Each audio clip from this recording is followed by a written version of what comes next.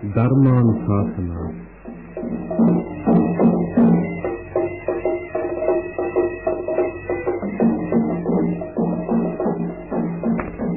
අද ධර්මානුශාසනාව පවත්වන දේශකයන්න් වහන්සේ අම්බලන්ගොඩ ගල්දුව ගුණවර්ධන යෝගාශ්‍රම වාසී පූජ්‍යපාද නා වූ යනි අරිය ධම්ම ස්වාමීන් වහන්සේ.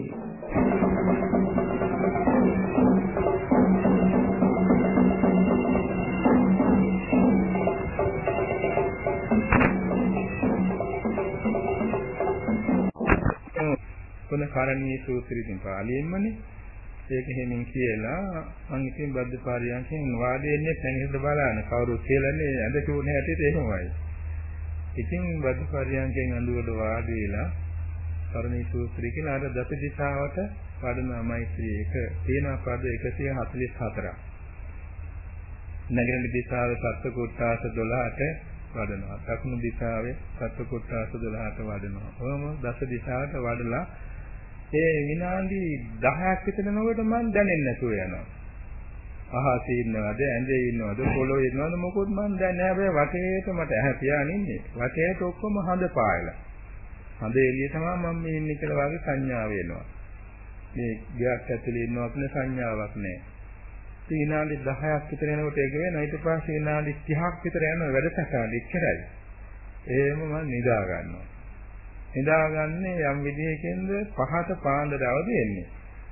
ඇඟිල්ලක්වත් කැලේලා නැහැ නිින්ද ගිහින් තියෙන සැපෙන්. ඒ වාස දඟලන වයසනේ. ඒ වාසිතින් පොඩි ළමයි දඟලනවානේ. ඇඟිල්ලක්වත් අතක් පයක්වත් දෙල්ලන්නේ එහෙම සමාධියෙන් නිින්ද ගියේ. පාන්දර පහට සීනෝ තියාගන්නේ ඔර්ලෝසුවේ. දෙලා වදින්න දෙතර එක පාට හැරෙනවා. එතකොට පුදුම සතුටක්. ඒ කියන්නේ අර සැපෙන් නිින්ද ගියානේ.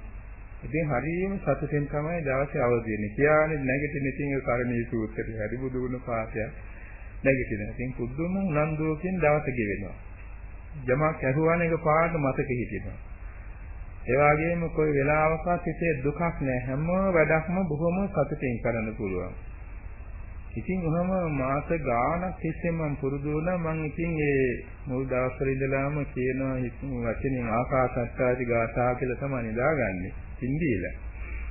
අගට වචනින් කියනවා මට උතුම් ලෙස මහාන්දම් පුරන තැනක් ලැබේවා කියලා. එහෙම කියනවා. ඒ මොකද මේකේ තියෙන රසය මොනතරම්ද? මේක ඉතින් මහානෙලා කරනවා නම් කොච්චර මේකෙන් ප්‍රයෝජන ගන්න පුළුවන්ද කියලා හිතට ඇති වෙනවා. ඒ නිසා දෙවියන් අර සින්දියල ඉතල ඒකයි කාටේකට ගන්නේ. ඒක කියලා ඉතින් මම කියනවා මන්ට උතුම් ලෙස මහානදම් පුරන්න තැනක් ලැබේවා. කොහොම ඉන්නකොට මගේ හිත පුරුදු කරා. හිත ඉබේම කියවනවා. මගේ ඥානන් වහන්සේ මට බොහෝම ආදරේ නේද? මට යෙන් වෙලා ඉන්න පුළුවන් දැස් වෙලා. ඉතින් හිතනවා මට පුළුවනි. මගේ ආයෙලා දෙන්න, මල්ලා දෙන්න, අක්කලා මට හරි ආදරේ නේද?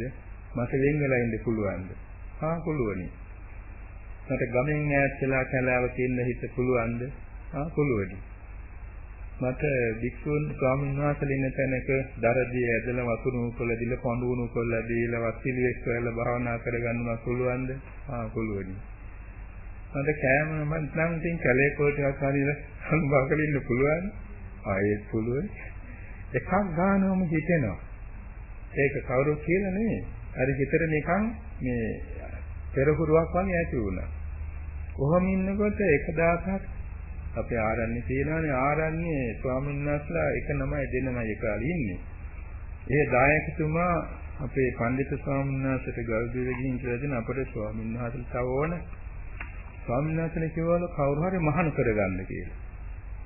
ඒ නිසා ආරණ්‍ය කිට්ටුව ගම් එකතුනකින් ළමයි 3 දෙනෙක් හොයාගෙන දහසිල් ගන්නලා ඉසකෙස් බාලා ගුරු ඇඳගෙන ආරණ්‍යේ ඉන්නවා. ඒ දැක්කේ තමයි අපේ ගේ ඉස්සරහින් යනවා වෙන ආරණ්‍යයකට කයින්. ඉතින් අපි අපේ ගෙදරට කැඳවලා මේ තේ එහෙම ගිලම්පස දුන්නා. හවස 3ට විතර. ඉතින් මේ දරුවෝ එක්කෙනෙක් වයස 10යි, එක්කෙනෙක් වයස 11යි, එක්කෙනෙක් 12යි. ඉතින් මට ඒක වැඩිනේ. මං කල්පනා කළා මටත් වයසෙන් අඩු ළමයි දැන් ලෑස්තිනේ. මං ඉතින් දැන් හිතා ඉන්නවා තාම කිවිවත් නෑනේ කියලා හිතාන එදා ඉතින් කල්පනාවට වැටුණා. පහෝදා දවල් කවුරුත් නැති වෙලාවක පියාණන් වහන්සේ දවල් කෑම අරගෙන වාඩිලා ඉන්නකොට මංගෙන් වැන්දා. කිව්වා අද කොහොමවත් යනවා එනවද? නෑ පුතා කොහොමවත් යන්නේ. එහෙනම් අපච්චි මම ආරණේට යන්නේ. එයා ඇයි? මම මහණෙන්ද ඕන. ඉතින් ටිකක් කොහොම මම පියාණන් ඉස්සත් දෙලා හා හොඳයි කිව්වා. ඉතින් මන්ට මලක් විකුණා වගේ සතුට ඇති වුණා. එපා කියන්නේ මං කිව්වා දැම්මම යන්න ඕනේ. එයා දැම්මම යන්නේ. මගේ අයියා එපා කිව්වා. මොකද ඒ කවුරුත් වැඩි හිටියන්න මං කීකරුයිනේ. දැන් පුතා අපි යන්න කියලා මං බේර ගන්නම් හෙට උදේ අපි යමු. ලෑස්ති වෙලා දානෙත් අරගෙන. ඉතින් මට එදා ඉවසුන්නේ නැහැ සන්තෝෂේ. කාටවත් කිව්වේ නැහැ. මගේ කුංචි අයියා කෙනෙක් හිටියා. එදා හවස මගෙන් අහා මල්ලි මොකද කොහොමද අද ගිහින් වැඩකට ගියේ නැත්තේ? මං හෙට උදේ කියන්නේ. කිව්වේ නැහැ. මොකද හන්දෑවකට කතාවක් කියලා. හැබැයි කවුරුවක්වත් මෙහෙම බාධා නොකරන බව දන්නවා. මොකද වඩා පිරිසිදුෙන් තියාගන්න. එකිනෙකාගේ වචනයක් හිතුනොත් ඒකත් බාධාවක් නේ කියලා. ඊපස්සින් අපේ පියාණන් වහන්සේ මේ අනිත් ගෙවල් වලට වැඩි හිටියන්න ගමේ කියලා. පහවදා උදේකින් මම ලෑස්ති වුණා. ඒකවල පුංචි අයියට කිව්වා, ලොකු අයියට කිව්වා, අක්කට කිව්වා කොටුම කියලා. ඉතින් පිටත් වුණා දානෙක් හදාගෙන තව කාණ්ඩිකුත් එකතු වුණා. ගම්පිය මං වෙනකාම කඳුළු වැටෙනවා. සන්තෝෂේ. ඒ කියන්නේ මේ මාස ගණනාවක් හිතා හිටිය අදිස්ථානේ දැන් ඉස්තුණා නේද කියලා. ඉදා ඉතින් එතකොට හිටියේ ආරණ්‍ය ලොකු ස්වාමීන් වහන්සේ විතර අනිත් ඔක්කොම අර හොදේ ගිහිල්ලා. ඉතින් මගේ පියාණන් වහන්සේ ඉතින් හරි සුහදයි පානේ ස්වාමීන් වහන්සේගේ හතර පොවටම සිල් ගන්න හොඳ උපාසක මහත්තයානේ. ඉතින් මගේ අසල්ලා ලොකු ස්වාමීන් වහන්සේගේ අතෝද කියලා කිව්වා. ස්වාමීන් වහන්සේ මේ මගේ පුතා දරුවා ස්වාමීන් වහන්සේට බහාරයි. ස්වාමීන් වහන්සේ මේ දරුවා හදාගෙන මහාන කරගන්න. ඉතින් ඒ වෙලාවේ කෙටි අනුශාසනාවක් කියලා ඉතින් මම බාරගත්තා.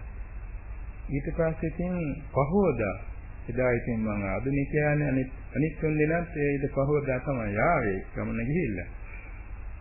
ඉතින් පහෝදා මුළු ගමේම පිරිස ආවා. ඉතින් දානෙත් හදාගෙන ඉතින් දවල් දාන කටයුතු වල මම පැත්තකට කැඳවලා මගේ පියාණන් වහන්සේ කියනවා පුතා මේ හදිසි තීරණයක් වෙන්න නේද? හදිසි තීරණ නම් හදිසියේ වෙනස් වෙනවා. ඉතින් මහානුලා වෙනස් වෙන එක අපට මදිකමක් නේ. එහෙම එකක් තියෙනවා නම් අපි දැන් ආපහු ගෙදර යන් කිව්වා. මම ඉතින් වැඳගෙන ගිහුවා මම මේ ආපහු යන ගමනක් නෙමෙයි ආවේ. කියලා කාරණේ කිව්වම සාදුකාර දුන්නා. ඉතින් ඊට පහුවදාම ඉතකෙස් බාල දස පිළිගත්තා. ඉතින් මන්ට මේ උපාසකවරුන් දෙනවා නමක්.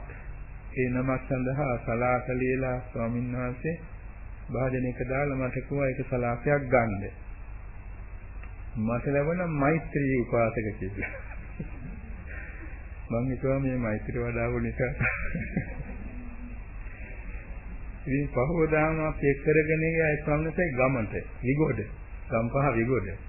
ඒ ස්වාමීන් සැසනීපයක් තිබුණා ඒකට ප්‍රතිකාර ගන්න ඒ ගමට දන්ලා තිබුණා එන බව. ඒ ගමේ ඒ ස්වාමීන් වහන්සේගේ අයියලා කීප දෙනෙක් ඉන්නවා විදුහල්පතිලාම. ඉතින් ඒ අස්සෝ මේ තියෙන හොඳ විවේක වත්තක්, පොල් වත්තක්, ඕගේ අපට කුටි 3ක් හදලා තිබුණා. අපි ගියා ඔක්කොම 6 දෙනෙක්. මමයි ලොකු ස්වාමීන් වහන්සේ අර කුඩා උපාසකවරු 3 දෙනයි ප්‍රධාන දායකතුමයි. ඉතින් අපි ඒ කුටි වලට ගිහිල්ලා මාස 4ක් මේ කාලේ ඒ කටයුතු ලැබිලා හිටියා. ඒක නම් ඉතින් අමතක වෙන්නේ මොකද එක තත්පරයක් නිකන් ඉන්නේ නැහැ. සාන්දර 3:50ට අවදි වෙන්නේ. ඒ 8 වෙනකන් අපිට තියෙන අනිවාර්ය දිනචරියාවක්. අය මොහොතක්වත් මේ නිකරුණේ නැහැ. ඒ එළියට ඒ කාලසටහන ගෙන යනවා. උදේ පාන්දර ඒ වෙලාවට අවදිලා 4 ඉඳලා 5ට බද්ද පරියන්කෙන් භාවනා කරන්න ඕනේ. 5ට බුද්ධ වන්දනා කරන්න ඕනේ. එතන විනාඩි 15ක් භාවනා කරන්න ඕනේ. 6ට වතාවක් කරන්න ඕනේ. 7ට සීල් දානේ තේන ආදායකෝ ගෙනා බුදු පූජා කරන දානි ගන්න ඕනේ. කුම සුද්ධ කරන්න ඕනේ. ඊළඟට 8ට සක්මන් කරන්න ඕනේ. 9ට වතුර නාන්න ඕනේ. 10ට පිළිපාතිය යන්න ඕන. අපිත් යන්න ඕන ස්වාමීන් වහන්සේ පාස්යෙන් පින්ද අපරාධ වුණම් භාජන. පිළිපාතිය ගියාම ලොකු ස්වාමීන් වහන්සේගේ පාත්‍රයට ඔක්කොටම බස බෙදෙනවා. අපට අර බැඳලා මුල් වර්ග මේ මුල් බැඳලා අපේ භාජන වලට දෙනවා මේ එළවලු, කලතුරු එමෙම જાති. ඉතින් ස්වාමීන් වහන්සේ විනාඩි 15ක් විතර බණ කියනවා. අපි හොඳට අහගෙන ඉන්න ඕනේ. ආපස්සට 11 වෙනකොට ඇවිල්ලා බුද්ධ පූජා කියලා දාන බෙදා දාන වළඳලා 12 වෙනකොට ඔක්කොම ආස්කල් කරලා බුදුන් වඳින්න ඕන 12ට. 12ේ කාලට ඉවරයි 12ේ කාලෙ ඉඳලා 12 අමාරණකම් ආර ස්වාමීන් වහන්සේ කියව බණ අපි කියන්න ඕනේ. අර බණ දායකයන් කියව බණ අපි කියන්න ඕනේ මේ විදිහට. ඊළඟට අය දවල්ට නිදාගන්නේ නැහැ. ඊළඟට පටන් ගන්නවා එක වෙනකම් කුටි සුද්ධ කරනවා. ඔක්කොම මාගල්ලේ මිලිට දාලා ඇඳ ඇතුලේ කොමිලියට දාලා සුද්ධ කරලා අවුගස්සලා ඉතින් එකට පටන් ගන්නවා පොත කියන්නේ. හන්දෑවේ 4 වෙනකම් පොත කියවනවා. පැය 3ක්. පැය 3න්නේ පැය 3ක්. 2 3 පැය 3ම. 7 පාඩම් වෙනකම් පාඩමක් කියවනවා. පාලි භාෂාව සම්බන්ධ පාඩම් කරලා දෙන්නේ. ඊට 4 වෙනි 5ට සක්මන් කරන පැය. 5ට වත් පිළිවෙත් කරන්න ඕනේ. 6ට බුදුන් වඳින්න ඕනේ. බුදුන් වඳලා පෙරික් කියලා එතන විනාඩි 15ක් භාවනා කරන්න ඕනේ මුල් කාලේ. ඉතින් සතියට විනාඩි 15 20 කරා 25 කළා සතියට 30 කළා 35 40 45 කියලා පැය වෙනකම් බදු පරයන්ගේ භාවනා කරන්න පුරුදු කළ වැඩි කලක් යන්නේ ඉස්සරේ. ඉතින් ඊට පස්සේ හැමදාම 7 ඉඳලා මේ 6 ඉඳලා 4ට බුදුන් වන්දලා පිළිස් කියලා 7 ඉඳලා 8 බද්ධ පරයන්ගේ භාවනා කරන්න ඕනේ. ඉතින් 8 වෙනකොට අපේ කාලසටහන ඉවරයි. කැමති නම් තව පාඩම් කරන්න හරි වැඩ කෙදෙනවා. ඉතින් ඔය වෙනකොට අපේ සිල් ඇඳුම් හොඳට තෙමිලා. ඒ කියන්නේ වැඩ කරන දිගටම නමුත් කවදාකවත් gedara සිහි වෙන්නේවත් නෑදෑයන් සිහි වෙන්නවත් මොනවක් වන්නේ බොහෝම පිරිසිදුව වැඩගෙන යනවා. ඉතින් අපිට එනකොට මාස 4 ඇතුළත පැයක් බද්ධ පරියන්ක ඉන්න පුළුවන්කම තිබුණා. පැයක් බණක් කියන්න පුළුවන්කම තිබුණා. හරි දුරුතු පොයක් ආවය කාලේ මට කිව්වා බණක් කියන්න දායකයයි. බණ කිව්වලා තැනට. ඒගොල්ලෝ කෝ හරි වටිනවනේ. ඉතින් මම මේ කියන්නේ කියත්තට අර මෛත්‍රී භාවනාවේ තියෙන අනුසස් මාත්‍රයක්. ඉතින් ඒක දිනු කරනවා නම් කොච්චර ප්‍රතිඵල ලැබෙයිද ඒ නිසා මම මේ වෙන හේතුවක් නෙමෙයි මට ඕනකම ඇතුනේ මේ ප්‍රතිපත්තිය රස විඳ ගන්න. ඒකමයි අරමුණ. ඉතින් විහි විහිදලා මෙහෙමනම් මේ පැවිදි වෙලා මේකටම යෙදලා ඉන්නවා නම් කොච්චර වටිනවද? මගේ ගුරු මහත්තුරු මාව උසස් අධ්‍යාපනයට යවන්න ලෑස්ති කරා. මං කෝනේ මට එපා. මට මේ පැත්තට යන්න ඕනේ කියලා මෙහෙට ආවා. උසස් අධ්‍යාපනයේ ගියානම් මට ආද මහානකමක් නැහැ. කොහේ හරි එක වැඩකට ඉඳලා ඉතින් හිර වෙලා ඉන්නේ. ඉතින් පස්සේ බැලුවාම මම පැවිදි වුණේ කේන්දර බාලා නෙමෙයි. මම උපසම්පදා වෙන්න කේන්දර බාලා මේ තියෙන ලොකු ස්වාමීන් වහන්සේ ගෙන්නගෙන බැලුවාම මේකේ තියෙනවලු අනිවාර්යෙන් පැවිදි වෙන්න කෙනෙක් කියලා. යෝගයක් තියෙනවලු. ඒක මට තවත් කෙනෙක් කිව්වා අර සිකිරි බණ්ඩාර සන්නක්කල කියලා අපේ උඩරට ඉන්න මහත්මයෙක් ධම්මත් ඇති. දාසක් එකපාරට මුණ ගැහුවන වාහනයකදී මගෙන් මූණ බාලහා ස්වාමීන් වහන්සේගේ කේන්දරේ මතකද? මොකද මතකයි. කියන්නේ ඉතින් කිව්වහම කිව්වා අනිවාර්යෙන් ওই ලකුණු තියෙනවා නම් විහිව ඉන්නේ නැහැ කිව්වා. 7 කොටුවේ 6 හරි 8 හරි ග්‍රහයෝ 4 දෙනෙක් ඉන්නවා නම් අනිවාර්යෙන් පැවිදි වෙනවා. ඉතින් මගේ 6 කොටුවේ 4 දෙනෙක් ඉන්නවා බලගත් වෙලා. ඉතින් අනිවාර්යෙන් පැවිදි වෙන්න උපන් කෙනෙක් කියලා එතුමත් කිව්වා. 6 කොටුවේ හරි 7 කොටුවේ හරි. අය මේ රාශිය ඉන්න බුද්ධ ගුරු සිකුරු ස්ථානේ හරි 4 දෙනා යෝග වෙලා. ඒ වාසින් අර සසරින් ගෙනාපු මේ ප්‍රාර්ථනාවක් වෙන්න නේද අපි අර එහා ලෝකයෙන් එහා එන්න හිතනකොට කළ කුසල හිතන්නේ කිව්වම මාන වෙන්න ඕනේ කියලා. ඒ නිසා ඉතින් පැවිදි වෙන්නම යොමු වුණා. ඉතින් ඒක නිසා ඔය වාගේ අර ප්‍රතිපත්තියට නැඹුරු වෙනකොට තමයි යැත්තට ඒක රසය දෙනුනහම තමයි මේක වැඩි යොමු වෙන්නේ නේද? දැන් කුඩා කාලේ අපි චූටි කාලේ මම ඉස්කෝලේ යන්නෙත් නෑ මම චූටි කාලේ. එතකොට අපේ ඥාති ස්වාමීන් වහන්සේලා කීපනමක් හිටියා ලොකු ලොකු තැන්වල. ගම්බුල්ලේ මහා නායක වෙලා හිටිය එක අපේ ලොකු පියා කෙනෙක් හිටියා. අපේ අම්මගේ පැත්තෙන්. තව අනුරාගොඩ කියලා පන්සලක අධිපති හිටියා. මගේ ලොකු අයියා වෙන කෙනෙක් නේ ලොකු අම්මගේ පුතා. තවත් ඒ වගේ එක්කෙනෙක් එතන හිටියා. තව හිටියා පෙතිගේ පිටියේ කියලා මාපලේ පළාතේ. කොහොම මකුලේ මඩ කියලා තව ලොකු හාමුදුරු කෙනෙක් අපේ මහා හාමුදුරු කෙනෙක් අම්මගේ පැත්තේ. කොහොම 5-6 නමක් හිටියා ලොකු ඔක්කොම මේ අස්කිරි පාර්ශ්වයේහි ස්වාමීන් වහන්සේලා ඔය දලදා මාලිගාවේ සේවා හිතන් කරන අපේ සමහර ස්වාමීන් වහන්සේලා. එක ස්වාමීන් වහන්සේ කෙනෙක් අපි චූටි කාලේ ඇවිල්ලා අපේ ගෙදර තමයි නවතින්නේ බොහෝ සෙයින් අම්මා ඥාති නිසා. ඊදවසක් කියනවා අපේ පන්සලට තියෙනවා මෙච්චර තේ ඉඩ. කබර් තියෙනවා, කුරු තියෙනවා. අපේ පවුලෙන් මේ දරුවෙක් දෙන්න මහාන කරගන්න කිව්වා. ඒක මට හොඳට මතකයි. අපේ අම්මා ඒ ස්වාමීන් වහන්සේට හරියට උදව් කරනවා, සත්කාර කරනවා. ඉතින් ඒ ගත්ත කරුණම කිව්වා මගේ දරුවන්ට අපායට යන්න දෙන්න බෑ කිව්වා. කතා නැතුව අඳුර නිස්සද්ද උඩ. ඒවා රැකලා අපායට යන්න දෙන්න බෑ කිව්වා. ඒතර මගේ ලොකු අයියා කරගෙන ගිහින් හිටියා මහාන කරන්න උගන්වන්න මාසලේ ධර්මදාජික පිරිවෙන්නේ 3 මාසයයි හිටියේ. අයියාට ඒ පාමෙලා අයියාට වයස 14ක වගේ වයස කිව්වා. මේ මොකද කාරණේ මේ හැමදාම පන්සලට දාන ගේන්න යනෝනේ ගෙවල් වලට. ඉතින් ගෙවල් වලට ගියාම මේ පන්සල ලැබිච්චා කියලා නේ හිතන්නේ. ඒ අපේ අයියා හරි ආත්මගරුත්වය ඇති කෙනෙක්. ගේ පිළිකන්නේ යනවට කැමති නෑ. හැමදාම ගේ පිටපැත්තෙන් යනවා දාන පැත්තක ගියන්නේ. අයියාට එපා වෙලා එකක්. ඊළඟට දැන් ওই දාන පොළවල් තියෙන සංගීත දාන ඔක්කොම අර ඉතුරු වෙනවානේ කැවිලි ඔක්කොම ගේන්න ඕනේ පන්සලට. එනනම් ලොකු හාමුදුරන්ගේ ඇඳයට තියන්න ඕනේ. ඒ මන්දිරයට ලොකු හාමුදුරන්ට හැමදාම රාත්‍රියේ කෑම භාජනයක් ගේනවා ඩයබටික් තියෙනවා කියලා. ඉතින් ඕවා මේවා දැකලා එපා වෙලා ප්‍රයාණන්ට දැන්දුනා මේ අප්පයිමයි කියන්න ගෙදර කියලා. ඔය කතාව මේ ළඟදී කිව්වේ මට. ඉතින් ඒ වාගේ තමයි ඉතින් ඒවෙන් අපි බේරුණ ඇත්තට මේ යම් කිසි පිනක් නිසා. ඔව් දැන් මං ආරණ්‍ය ගසෝනා කියලා අපේ හිටියා අමුදුරුරු හරියට දොස් කියලා තියෙන මගේ පියාණන්ටයි මේ යවි ආරණ්‍යට අපේ පන්සල් මෙහෙම තියෙන්නේ. අවුරුදු 20ක් විතර නැකම් මා මුණ ගැහෙන්නව තියා බැන හිටියලු.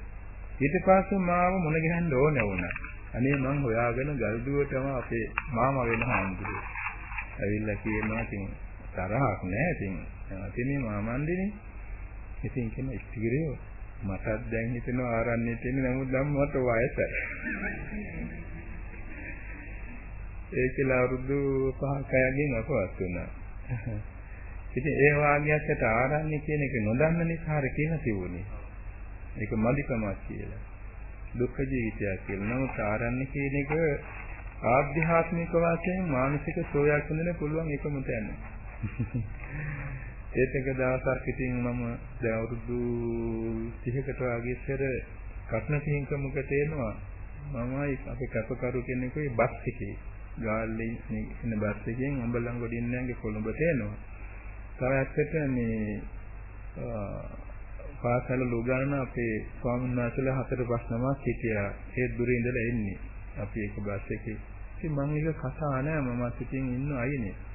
මම ඉන්නේ අයනේම. ඒකෝ තෝන බෙන්තරදී ඇත්තෝ තේ බොන්න බැස්සා. බෙන්තර තියෙන තේ බොන්න තැනක් බස් එක නවත්තලා. ඉතින් අනිත් ස්වාමීන් වහන්සේලා තේ දීලා ඇවිල්ලා මට කිව්වා මේ හාමුදුරුවෝ නැද්ද ගිලම්පසවක් ගන්න.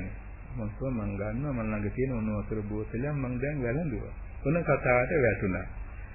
ඉතින් දැන් කතා කරනවා එක මේක ඉතින් මට කියනවා මේ තින කියන්නේ මොනවද? මම කියන්නේ හිතේ පිරිසුදු වීම. ඕවා මම බාර ගන්නවා පින් කියන જાති නිකම් බොරු කතා. කොහොම ඉතින් ඒක මේක කියනකොට ඇහවා අය ආරන්නේ ගතුනේ. මං කෝටින් සීල රකින්න පහසු නිසා. ඇයි මේ වගේ බැරිද? සමාධිය වලස් කරන්න ඕන. ඕක ඒකට සුදුසු ඒවා කරයි. මම ඉතින් මේ එතකොට මේ අලුත්ගම නගරේ හරිය මම කොහොතින් මේ කුඹුරක් කරන්න කැමති කෙනෙකුට මේ නගරය ඇතුළේ කුඹුරක් කරන්න බෑ. කුඹුරක් තියෙන තැනකට යන්න ඕන. ඒ වගේ ඉතින් තමන්ගේ වැඩට නිසි තැනට යන්න ඕනේ නිසා ආවා. කොහොම යනකොට ඔන්න බෙන්තර මිනිහාට අලුත්ගම පහුවෙල යනකොට තියෙනවානේ මොරගල්ලේ ලොකු වංගුවක් තියෙන ඉස්කාගාර ළඟ. ඔතන බස් තුනක් එකක් වම් පැත්තේ නවත්තලා තියෙන අපි කොළඹ යන බස් එක මැද්දෙන් යන්න හදනවා. අර එහෙන් කතරගම බස් එකක් යන අදී වේගෙන්. ඒකේන වේගෙන් බැලුවහම කම්පණයට වන වාහනයක් ඊට වෙනවා. එතරම් අදී වේගෙන් එන කතරගම බස් එක ඒකේන කතරගම යන්නේ කොළඹ ඉඳලා. අපි යන්නේ කොළඹ පැත්තට අපි බස් එක මැද්දේ. අරක වම් පැත්තේ නවත්තලා එකක්. හරියට අර වංගුවේ. මේ බස් එකෙන් අපේ බස් එක කම්පා වුණා. තව නූලකින් වදිනවා. ඒ කියන්නේ මං ඉන්න පැත්තේ මං අයිනෙන් තමයි ඒක වදින්නේ. ඉතින් කවුරුත් කෑ ගැහුවා. කලබල වෙලා. ඒතරම් මේක ලොකු කම්පැනියකට බස් එකපත් වුණා. ඉතින් ටිකක් වම ගානක් ගියාට පස්සේ අර ඒ කතා කරපු එක නමක් කියනවා ඉන්නති කෙනෙක් හිටිය නිසා බේරුණා. මං කෝ අපින තේරුණාද කියලා.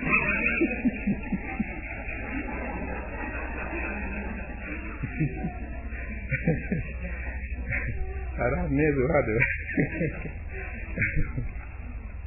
ඒ වගේ ඉන්නේ ඇතට ඒ තමන් ප්‍රිය කරන පිළිවෙතට ගියාම ආධ්‍යාත්මික තැනසෙල ඉඳ ගන්න පුළුවන් නේද? ඒ නිසා ඉතින් අපි අරුණ මහත්තයා මහන්න වෙන්න එපා. මෛත්‍රී වදන්න. මෛත්‍රී වදන්න. ඒක ආනිසංස ගොඩාක් තියෙනවා. මෛත්‍රී භාවනාවේ බොහෝ මනුසක් තියෙනවා. ඒ කියන්නේ දැන් ඔය බොහොම සුළු වෙලාවක තේරුමක් දන්නේ නැතුව මේක මෛත්‍රියක් කියලා හිතානාද කරන්නේ. ඒකෙත් අර වාගේ අනුසස් තියෙනවා. ඉතින් ඒක තේරුමක් ඇතුව ගන්නකොට කොච්චර ප්‍රයෝජනද නේ? පුළුවන්. මොනනම් මම මේ මෛත්‍රී වාක්‍යෙම කියන්නම් මේ සම්පින්දනේ වෙන හැටිද? අපි හැමදාම බුදුන් වහන්සේනකට කියනවා ඒක.